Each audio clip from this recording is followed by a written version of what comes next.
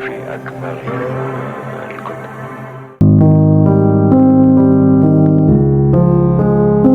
गोमटेश्वर चातुर्मास 2018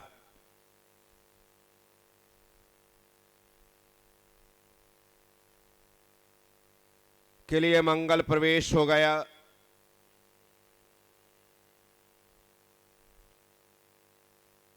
तुमकुर में ही चातुर्मास का निर्णय करने के साथ ही किस बार चातुर्मास कलश किस प्रकार से बनाना है, यह सोच करके कलश बनने का ऑर्डर दे दिया गया और हमारे पहुंचने के बाद वह कलश भी जयपुर से आ गए। हर साल की प्रक्रिया थी, परंपरा थी, इसी कारण से वो सब कुछ चल रहा था। परंतु बाद में पता चला कि यहाँ 125 साधुओं के चातुर्मास हैं और चातुर्मास में कलश की स्थापना नहीं होती। स्वामी जी ने एक छोटा सा ऐसा चांदी कलश लिया और मठ के अंदर रख दिया। ठीक है भाई। स्वामी जी से, क्योंकि जिस दिन मेरा प्रवेश था उस दिन तो स्वामी जी नहीं आ पाए थे, कारण पहले ही उन्होंने बता दिया था कि उनका निर्धारित कार्यक्रम है। दूसरे दिन स्वामी जी क्षमा याचना करते हुए कि कल आप आए, मैं आपका आगवानी नहीं कर सका, स्वागत नहीं कर सका, सब उन्होंने कहा। फिर मैंने अपनी बात कही कि स्वामी जी ऐसी ऐसी बात है, चतुर्मास है, यहाँ पर मैं करूँगा, कलश आ रहा है, कोई तकलीफ नहीं। और बाद में ज्ञात हुआ तो मुझे लगा कि भाई इतना बड़ा संघ है, आचार्य वर्धमान सागर जी महाराज का, सुविधि सागर जी महाराज का, पंचकल्याण सागर जी महाराज का, बासपुज जी महाराज का, ये उर्जयन सागर जी महाराज हैं, उपाध्याय महाराज हैं, सब बहुत सारे सब साधु संत यहाँ पर है और कहीं कुछ भी नहीं हो रहा, सिर्फ अपने कलश स्थापित होंगे तो कैसा लगेगा। पर फिर भी स्वामी जी ने कहा कि आप बिल्कुल चिंता मत करिए, यहाँ पे सब एक भी है और स्वतंत्र भी है। आप यदि अपने निवास स्थल पर चतुर्मास कलश स्थापित करना चाहते तो आप करिए। ठीक है। अब आयोजन कुछ है ही नहीं, तो मैंने कहा कि यदि कलश स्थापित करना है तो पहले ही देश में जो अपने भक्त थे सबको कलश निर्धारित कर दिए कि 5 कलश है, ये कलश तुम स्थापित करोगे, ये तुम करोगे, तुम करोगे, सब लोग आ जाओ। 3 गुरु चरण और 5 कलश सबका निश्चित करने के साथ सबको बुला लिया। जहाँ पर मैं रुका हुआ था उसके सामने ही छोटा सा प्रांगण था। सिर्फ पूरे मठ में इकलौता जहाँ मेरा निवास था वहीं पर प्रांगण था। उस प्रांगण में हमने पूरा टेंट व्यवस्थित लगवा रखा था, मंच बना रखा था, रोज शाम को आनंद यात्रा होती थी। जो प्रक्रिया है उसमें कहीं से कहीं तक कोई कमी नहीं थी। पहले मैंने सोचा था कि रोज मठ के पंडाल में जाकर के आनंद यात्रा करूंगा, परंतु यहाँ से निकल करके इतने दूर जाना और वहाँ करके आना और कैसी क्या स्थिति, मैंने कहा छोड़ो, अपन तो अपना सब पंडाल वगैरह ही बनाते। तो वो व्यवस्था कर भक्ति आदि करके चतुर्मास की स्थापना हुई। जो लोग आए थे उन लोगों को बैठा करके सब कुछ अपना जो कार्यक्रम होता है उस कार्यक्रम को किया और कलश स्थापना। अब वो कलश इतना सुंदर था, उसको देखने के लिए लोग आते, क्योंकि जो गुल्लिका अज्जी जिसने भगवान का प्रथम मस्तकाभिषेक किया छोटी सी लुटिया से, हमने गुल्लिका जी की इस प्रकार से तकरीबन 3 फुट की मूर्ति बनवाई। लकड़ी की मूर्ति पे पूरा चांदी का पतरा चढ़ा करके मूर्ति बनी और उस मूर्ति के एक हाथ और एक हाथ ऐसा, उसके हाथ में कलश दिया। गोमटेश्वर के हिसाब का वह कलश का था। आचार्य वर्धमान सागर जी महाराज से लेकर के जितने भी साधु संत थे, सभी लोग तक खबर पहुंची गई थी कि प्रज्ञा सागर जी ने ऐसा कलश स्थापित किया, वैसा कलश स्थापित किया है। तो देखने आते थे। हमने बहुत शानदार स्थान बना करके पूरा चैत्यालय जैसा ही उसको तैयार कर दिया। दर्शन भी के लोग आते थे क्योंकि हमने चैत्यालय बना दिया था। भगवान भी विराजमान थे, कलश भी विराजमान थे, यंत्र भी विराजमान थे, रोज सेवा पूजा भी होती थी, सब कुछ होता था। तो साधुओं को लाने में संकोच भी नहीं होता था। महाराज जी आज अभिषेक है, आ जाओ, आज ऐसा करने जाओ, आज पाठ रखा है उसमें आ जाओ, तो सारे साधु संत उस बहाने आ भी जाते थे। कलश की स्थापना हो गई। स्वामी जी को कलश इतना पसंद आया, इतना पसंद आया, इतना पसंद आया। प्रज्ञा सागर जी कलश बहुत सुंदर है। अब सुंदर है इसका मतलब क्या है? मतलब तो यही होता है कि भाई जब इतनी ज्यादा तारीफ हो रही है तो मुझे लगा कि स्वामी जी को बहुत ज्यादा पसंद है, तो क्यों ना एक कलश और ऐसा बनवाया जाए, ताकि जिसने स्थापना की है उसे तो एक कलश दूंगा ही, लेकिन एक ऐसा ही कलश बनवा करके स्वामी जी के मठ में, और मैंने एक कलश बनने का और ऑर्डर दे जयपुर बनते। वो कलश बन करके आ गया। अभी मैंने न स्वामी जी को बताया न किसी को बताया। मैंने कहा एकदम से सरप्राइज गिफ्ट जिसे कहते हैं ना, एकदम से देंगे तो उसका एक आनंद अलग ही आएगा। उस कलश को अपने पास सुरक्षित रख लिया और चातुर्मास का हमारा शुभारंभ हो गया। नीचे पंडाल में डेली शाम को आनंद यात्रा होने लगी। आसपास कहीं कोई धर्म की बात होती नहीं थी, सब अपने अपने में लगे रहते थे। जो तत्व चर्चा करते थे श्रावकों के ऊपर जाते थे, और बेचारे इतने सारे लोग वहाँ रहते थे चौके वाले, जिनको खाली महाराज जी की आरती कर लो, नमस्तु कर लो, बस सुनने के लिए दो शब्द भी प्राप्त नहीं होते। और हम शाम को सुनाते तो जितने जगह जगह सब लोग रुके थे वो हमारी आनंद यात्रा में आके बैठते थे, हमारी आनंद यात्रा में बैठते। ये तो ठीक वो मठ का क्षेत्र कहलाता है, चारों तरफ पंडितों के मकान है। अब पंडितों के मकान, हमारी आनंद यात्रा होती, रोज इनाम बढ़ते थे। तो पंडित जी के जो छोटे छोटे चवन्नी अठन्नी, ये 12 आना होता कहाँ है, चवन्नी अठन्नी होता है, वो छोटे छोटे बच्चे सारे के सारे वहां आने लगे। सोनू थाई वो ढोलक बजाता था, तो सारे बच्चे कोई मजीरा बजा रहे हैं, कोई कुछ कर रहे हैं, सबका सारे ऐसे जुड़ गए वो लोग कि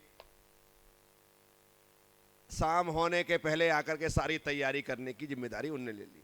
अपने यहाँ पे सारी की सारी व्यवस्था हो गई। बहुत ही अच्छे तरीके से अपना चातुर्मास चलने लगा। अभी हमारे सामने भोज था, भोज, और भोज में शांति सागरम तीर्थ बनना था। वो सारी प्लानिंग हो चुकी थी और हमने यहीं पर पूरा प्रारूप बना लिया कि भोज में सहस्त्रकूट चैत्यालय बनाएंगे और उसमें 1008 भगवान विराजमान करें। तो हमने गोमटेश्वर से ही अभियान चालू कर दिया। सहस्त्रकूट के नाम से चालू किया था, फिर बाद में लगा कि सहस्त्रकूट में एक ऐसा बनाएंगे, इतने सारे भगवान होंगे, मजा नहीं आएगा। फिर हमने उसको तब्दील करके 30-24 में परिवर्तित कर दिया और 720 भगवान विराजमान। अभी अपना रोज का प्रोजेक्ट था भोज के बारे में बताना, भोज ऐसा होना है, आनंद यात्रा होती थी, घोषणा करते थे। तो कोई कहता था मेरे एक नाम लिख लो, क्योंकि 31,000 रुपये की एक मूर्ति थी, तो आने जाने वाले लोग अपने नाम उसमें दर्ज कराते थे। तो एक प्रोजेक्ट वो भी चलता था, वो भी स्वामी जी से पूछ लिया था भाई इस प्रकार की प्रक्रिया। बोले हमको उसमें कोई प्रॉब्लम नहीं है, क्योंकि ऐसे तो है जो लोग हैं आपके पास आने वाले, आपके भक्त हैं, वो आपके उस प्रकार से करते हैं। तो हमें कि भाई जहाँ रह रहे हैं वहाँ के व्यवस्थापकों से, वहाँ की संस्थाओं से पूछ लेना चाहिए। उनको लगेगा कि लो हमारे यहाँ बैठ कर के उस दूसरे स्थान के लिए पैसा इकट्ठा करवा रहे कर रहे, तो गलत मैसेज नहीं जाना चाहिए। तो वह प्रक्रिया चलने लगी। इतना बढ़िया सारा कार्यक्रम चल रहा है, एक से बढ़कर के जो भी जितने भी कार्यक्रम आते हैं, ऐसा कोई कार्यक्रम नहीं होता जो कार्यक्रम अपने नहीं यहाँ ना हो, सब कार्यक्रम अपने आओ। और ऐसे कोई कार्यक्रम नहीं होते जिस कार्यक्रम में अपन उपस्थित नहीं होते।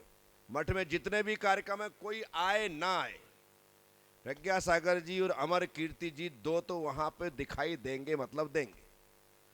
पहाड़ पर रोज जाना है, अभिषेक करना है, करवाना है, रोज का काम है तो है, उसमें कोई कंसेशन वाली बात नहीं। बस ऊपर जाना है और आराम से प्रक्रिया होनी है। बहुत आनंद, कभी इस पहाड़ पर कभी उस पहाड़ पर, पूरा आनंद लेते रहे। चातुर्मास चलता रहा, क्योंकि सुबह कोई प्रवचन होता था नहीं। फिर वर्धमान सागर जी के वहां पर सटखंड नागम जी की वाचना चलती थी। तो पहली किताब तक तो हम यही मानते थे कि भाई उनके संग के लिए कोई दूसरा जा ही नहीं सकता है, वही लोग पढ़ते रहते हैं और ध्यान सागर जी बैठ करके उन्हें पढ़ाते हैं। एक किताब तो ऐसे निकल गई, कैसे जाओ। फिर एक दिन हमें, हमारे पास में ही मकान में रहते थे हमारे प्रतिष्ठाचार्य पंडित श्री कुमार जी सोनी, बोले महाराज जी बहुत अच्छी तत्व चर्चा चलती है, आप भी आया करो। मैंने कहा भाई मैं तो आ जाऊं, लेकिन तत्व चर्चा और स्वाध्याय सब उनके संग का होता है और सब लोग साधु संत बैठे रहते हैं, हम लोग तो बोले नहीं सब आ सकते, सब आ सकते हैं तो मैं तैयार हूँ। अब हम लोगों ने ऐसा टाइम टेबल सेट किया कि सुबह का पाठ करो, पाठ करके सीधे पहाड़ पे जाओ, भगवान का अभिषेक करो, करवाओ, नीचे वापस लौट करके आओ। आकर के 8:30 बजे क्लास पे पहुंचो, 8:30 से 9:30 क्लास में रहो, उसके बाद सीधे आहारचर्या के लिए निकल जाओ। तो ये सेट हो गया। दूसरी किताब का स्वाध्याय प्रारंभ हो चुका था, वाचना प्रारंभ हो चुकी थी। अपन ने भी ले लिया सटखंडा का हाथ में, डायरी लेकर के जाते, पेन लेकर के जाते, वहां चर्चाएं होती। बहुत आनंद, क्योंकि जब 4 सिद्धांत को जानने वाले ज्ञानी लोग वहां पर बैठते हैं तो अपने को सुनने मात्र से ज्ञान की वृद्धि हो जाती। ग्रंथ तो एक सामने रखा रहता था, 4, 6, 8 लाइन ही पढ़ते होंगे रोज, और जो प्रसंग चलते थे, जो चर्चाएं चलती थी, वो बड़ी आनंददायक होती। तो हम लोग उस स्वाध्याय का भरपूर लाभ ले रहे। फिर मुझे पछतावा होने लगा कि यार पहले एक ग्रंथ निकल गया, उस समय बैठते तो और कितना आनंद आया। फिर दूसरा मन ने कहा कि कम से कम दूसरा तो सुनने मिल रहा है, जो निकल गया निकल जाना, उसके दुखी होने की आवश्यकता, जो मिल रहा है उसका लाभ लो। और हमने बहुत अच्छे तरीके से वो पढ़ा। अब यहाँ जितने भी कार्यक्रम आते, स्वामी जी 2 दिन पहले अपने पास आ जाते, आकर के कहते प्रज्ञा सागर जी जैसा कार्यक्रम है, अब आप बताओ कि कैसा करना है, कैसा करना है। वो हर इतना ज्यादा विश्वास कि जो भी कार्यक्रम करना है, यदि उसमें रंग भरना है तो प्रज्ञा सागर जी के पास चल करके बात करें।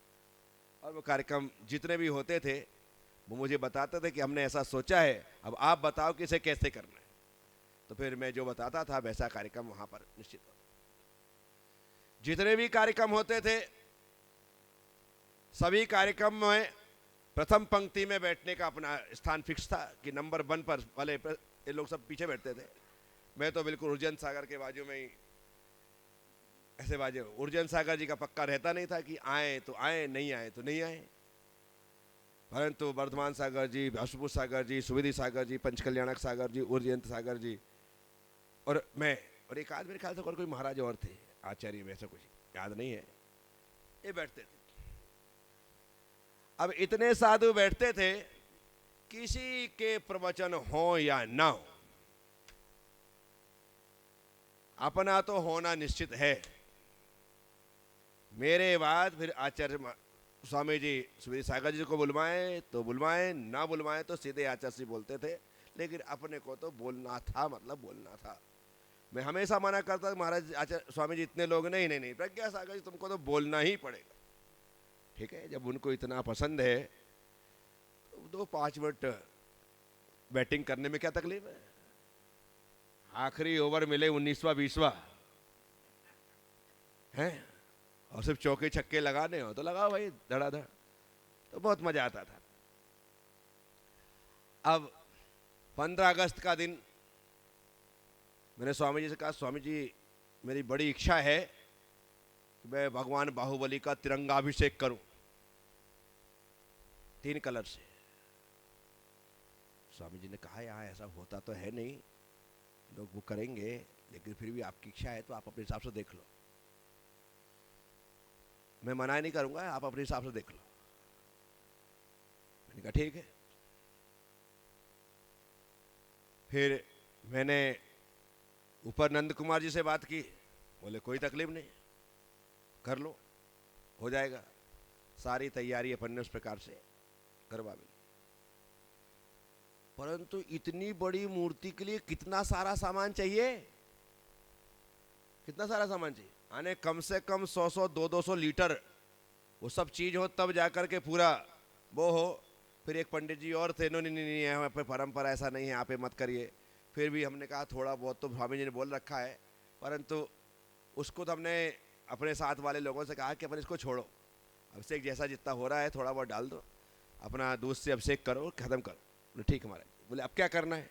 मैंने कहा एक काम करते हैं, अपन भगवान के सामने तिरंगा बनाते, तिरंगा बनाते, केसरिया फूल से, सफेद फूल से, हरी प्रकार की पत्तियों से सब मिला करके बड़ा पूरे कैंप जितना भगवान के सामने था, इतना विशालतम तिरंगा बनवाया सब लोगों ने मिलकर के कि वो निश्चित तौर पर 15 अगस्त में देखने लायक हो गया। अब 15 अगस्त में देखने लायक तो हुआ, हम नीचे से तिरंगा लेकर के ऊपर चढ़े और ऊपर जाकर के हमने ध्वजारोहण, झंडारोहण करवाया, राष्ट्रगान करवाया। तो स्वामी जी ने भी कहा, जितने लोग सबने कहा कि ये गोमटेश्वर के इतिहास की पहली घटना है कि यहाँ पर तिरंगा फहराया गया और यहाँ पर राष्ट्रगान गाया गया। तो राष्ट्रीयता से उस कार्यक्रम को जोड़ दिया। फिर रक्षाबंधन पर्व आया तो स्वामी जी फिर आ गए, बोले प्रज्ञा सागर जी क्या करना रक्षाबंधन पर। मैंने कहा कि स्वामी जी कम से कम 700 लोग राखी बांधे। बोले राखी कैसे बांधेंगे। मैंने कहा 700 लोगों के द्वारा मठ में राखी बंधवाओ। बोले कैसे हो सकता है। मैंने कहा एक काम करो कि पूरे मठ को जो है चारों तरफ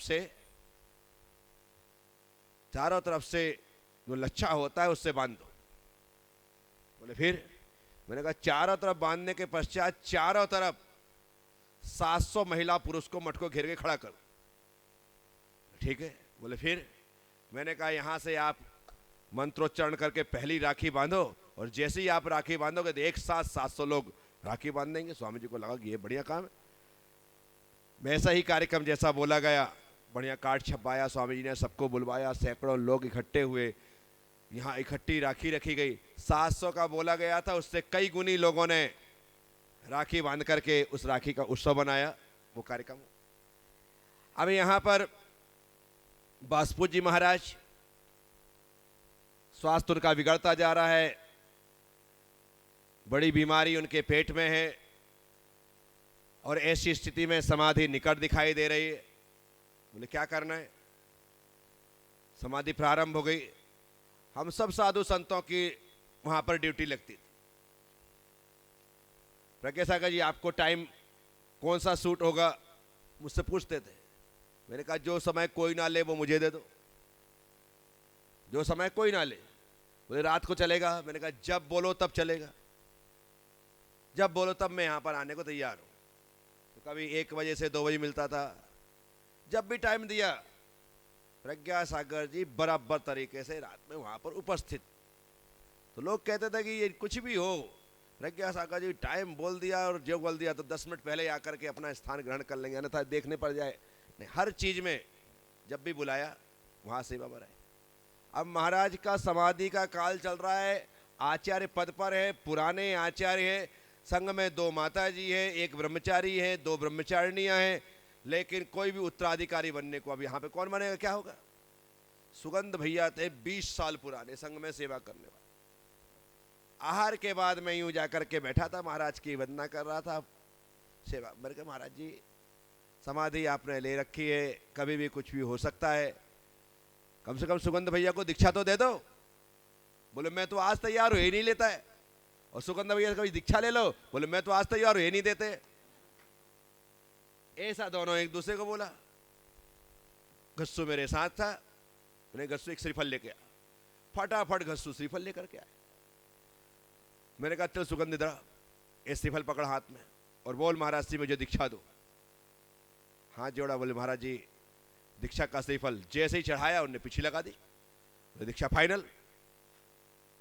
जो व्यक्ति 20 साल से सेवा कर रहा हो, ये महाराज समाधि की सैया पर है, वो दीक्षा लेने को तैयार है नहीं, ये देने को तैयार नहीं, अब वो लेने को तैयार है, देने को तैयार, पिच्छी लग गई, दीक्षा फाइनल हो गई। अब दीक्षा का मुहूर्त निकालो, बोले दीक्षा देंगे पूर्णिमा राखी के दिन, उसमें पूर्ण दीक्षा देंगे। अब स्थिति ऐसी है कि राखी को आने में अभी टाइम है और शरीर में ऐसी स्थिति दिखाई नहीं देती है कि ये ज्यादा रह पाएंगे। तो क्या करना है, वो अभी दीक्षा, तो ताबड़तोड़ उनकी दीक्षा मेरे ख्याल से 16 अगस्त को हुई, उसके बाद राखी आई थी। 16 अगस्त को दीक्षा हुई, सुबह दीक्षा हुई, आज दीक्षा हुई, दूसरे दिन महाराज की समाधि हो गई। अब समाधि हो गई, दीक्षा हो गई, तो दीक्षा होने से कम ये तो पक्का हो गया कि उत्तराधिकारी है। आज भी श्रेय सागा जी महाराज, श्रेयमती माता जी, श्रेष्ठमती माता जी बहुत उस बात को मानते हैं कि नहीं महाराज जी आपने दीक्षा करवा दी तो हो गई, तो हो गई। अब ये हो गया, महाराज की समाधि हो गई। समाधि होने के पश्चात हम लोग जिस दिन रात में समाधि हुई थी, मेरे ख्याल से 7वीं 9वीं ऐसी कोई तिथि थी, मेरे नमोकार बंत के उपवास चल रहे थे, मेरा उस दिन उपवास था और रात में समाधि होगी। समाधि के समय हम लोगों को बुलाया गया तकरीबन 1-1:30 बजे कि महाराज जी के बहुत ज़्यादा घबराहट हो रही है, अब लगता है कि प्राण निकल जाएंगे। हम लोग सब पहुँचे, घंटे 1.5 घंटे वहाँ पर रहे, देखते रहे, कुछ भी नहीं हुआ। ऐसे उपवास का है, रात का समय है, थकान अलग लग रही है, तो सब लोगों को लगा कि कुछ नहीं है, चलो वहाँ पे चलते हैं, सुबह आएंगे। सब लोग अपने अपने चले गए। कमरे में गए थे कि आधा घंटे पौन घंटे लेटे होंगे, फिर खबर आ गई महाराज जी की बहुत ज़्यादा ऐसा हो रहा है, समाधि अभी हो जाएगी। अब मैंने कहा यार छोड़ो, अभी बुला के ले गए थे, कुछ हुआ नहीं, अभी वो बुलाने आए, अब तो सुबह ही चलेंगे, नहीं जाएंगे। और मैंने प्रमाद कर लिया, नहीं गया, पता लगा कि उनकी समाधि हो गई। अब समाधि हो गई, ये बात अपने कान में फिर आ गई। अब समाधि हो गई तो अब कोई सोया जाएगा क्या? फिर मैं भागा। वहाँ जाने के पश्चात बराबर तरीके से, अपने को तो मालूम है आप लोगों को कितना आनंद आता है, वहाँ पहुँचे, देखा महाराज जी को एक आसन पर पाटे में बिठाल रखा है, सब की सारी प्रक्रिया हो गई। सुबह संस्कार की बात, सुबह का ही संस्कार का टाइम रखा 8:30 बजे का स्वामी जी ने। डोला निकला, अपना उपवास था कल का है ना, और आज ऐसा हो गया। अब ये है कि भाई उपवास किया जाए, उपवास दूसरा उपवास। फिर बातचीत हुई, बोले नहीं, जो लोग उस संघ के नहीं है उन्हें उपवास करना कोई आवश्यक उस गण के नहीं, और गण के भी हों और यदि ताकत ना हो तो संस्कार के पश्चात दूसरे बेला में आहार किया जा सकता है। बात खत्म हो गई। अब इस वाले कैंपस में मठ में तो कोई चौका ही नहीं लगा, सबका उपवास। सिर्फ चौका था हमारे सुविधि सागर जी महाराज का, जो वहां पर रहते थे। मैंने कहा ठीक, बातचीत हो गई, भाई अपन आहार करेंगे दोपहर की सामायिक के बाद। यहाँ सब कुछ संस्कार हो गया, सारे विधि विधान हो गए। आहार के बाद, सामायिक के बाद मैं आहार करने के लिए सुविधि सागर जी महाराज के वहाँ पर पहुँचा, क्योंकि उपवास था, अर्णा करनी थी। आहार किया, आहार करके आ गया। अब ये प्रक्रिया चलने लगी। अब देखना है, सुविधि सागर जी महाराज कहते कि गुरु ने जिसको आचार्य के लिए बोल दिया है कि ये आचार्य होंगे, अब उनके लिए किसी प्रकार से कोई प्रक्रिया करने की, संस्कार देने की, पदारोहण का कार्यक्रम रखने की कोई आवश्यकता नहीं है। ऐसा शास्त्रों का उल्लेख है कि भाई घोषणा कर दी, काम खत्म। तो हम लोगों ने तो आचार्य मान लिया कि भाई आचार्य ने घोषणा की और आचार्य महाराज ऐसा कह रहे हैं, बोल आचार्य श्री सागर महाराज की जय। अपना क्या जा रहा है, नमस्ते महाराज जी, वो अभी के दीक्षित थे, अपन उनको ठोक लगाना चालू कर दिया, क्या जा रहा है। ठीक, आचार्य वर्धमान सागर जी महाराज और उनके संघ ने उनको आचार्य मानने की राजी नहीं। बोले हम नहीं मानेंगे। बोले जब तक संस्कार नहीं होंगे हम इनको आचार्य मानने वाले नहीं। फिर चर्चा चली, स्वामी जी के साथ बैठे, सुविधि सागर जी महाराज के साथ बैठे, सबके साथ बैठे। बोले क्या करना है? बोले यदि महाराज की ऐसी जिद है, ऐसी बात है, तो आचार्य पदारोहण का कार्यक्रम रख देते हैं। ठीक है, ये चला। आचार्य पदारोहण की तारीख घोषित हो गई, किस दिन पदारोहण किया जाएगा। क्योंकि जब एक बड़ा संघ आचार्य के रूप में मान्य ही नहीं कर रहा है तो व्यवस्था तो करनी पड़ेगी। आचार्य पदारोहण की घोषणा, तारीख निश्चित हो। अब फिर समस्या आई कि आचार्य पद के संस्कार कौन करेगा। हम सब लोग वर्धमान सागर जी महाराज के पास गए कि महाराज जी ऐसी ऐसी बात है, आपको संस्कार। नहीं, मैं नहीं करूंगा। अब क्या हो? फिर हम लोग चले सुविधि सागर जी महाराज के पास कि महाराज ऐसी ऐसी बात है, आप करोगे? बोले यदि आचार्य वर्धमान सागर जी आज्ञा देंगे तो मैं कर दूंगा। मैंने कहा वो तो मना कर रहे हैं, मैं नहीं करूंगा, अब आप ही हो, आपको करना पड़ेगा। बोले ठीक, वो नहीं करेंगे और वो आज्ञा देंगे तो मैं कर दूंगा। चलो कम से कम ये तैयार हो गए। अब ये सब कुछ होने के पश्चात वह दिन आया, कार्यक्रम रखा गया। आचार्य वर्धमान सागर जी महाराज भी आकर मंच पर बैठे, लेकिन वो संस्कार देने के लिए नहीं आए। सुविधि सागर जी महाराज को निश्चित किया गया था। ठीक है, अपन लोग तो थे ही, हर काम में बुलाओ तो आएंगे, नहीं बुलाओ तो आएंगे, आगे रहना ही रहना है। किसी भी चीज में पीछे आचार्य पदारोहण का कार्यक्रम चल रहा है। महाराज से कहा महाराज जी, सब लोग आकर के अब बैठे ही उन्हें आज स्टेज पर है, पास में आके खड़े ही हो जाओ, क्या चला जाएगा। बात मान गए, आकर के 1 मिनट के लिए खड़े हो गए। वर्धमान साहब, कार्यक्रम हो गया, आचार्य घोषित हो गए, आचार्य बन गए।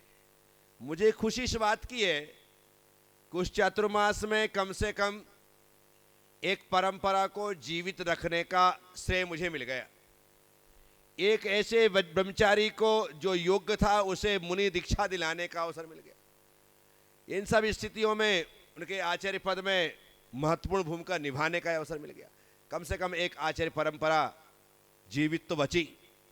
तो ये बहुत अच्छा कार्यक्रम वहां पर हुआ और चलता रहा। अब इसके पश्चात आगे और कौन कौन से कैसे कैसे कार्यक्रम होते हैं, इसकी चर्चा कल करेंगे। बोलिएगा गोमटेश्वर भगवान बाहुबली स्वामी की।